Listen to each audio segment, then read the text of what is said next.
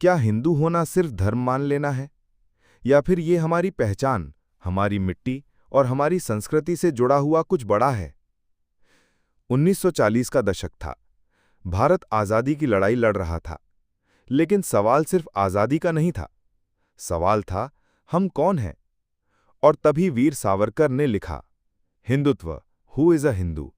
सावरकर ने साफ कहा, Hindutva is not identical with what is vaguely indicated by the term Hinduism.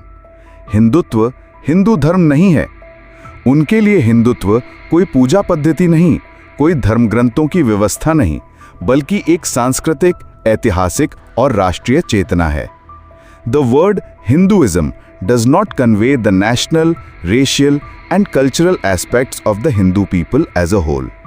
Savarkar के लिए हिंदुत्व था भारत को मां मानने वालों की सांझी विरासत।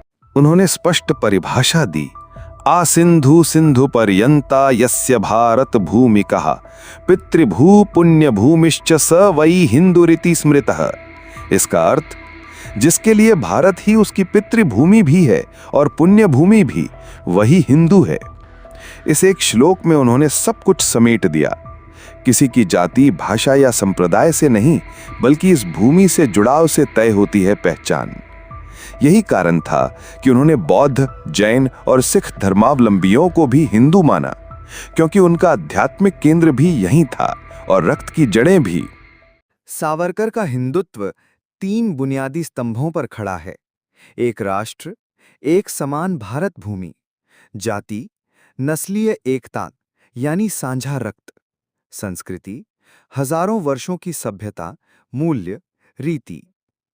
The essential significance of Hindutva is to create a consolidated and powerful Hindu society, united by a common nation, a common race and a common culture. उनका मकसद था एक ऐसा समाज जो टूटे नहीं, बटे नहीं, बल्कि एक विचार में बंधा रहे,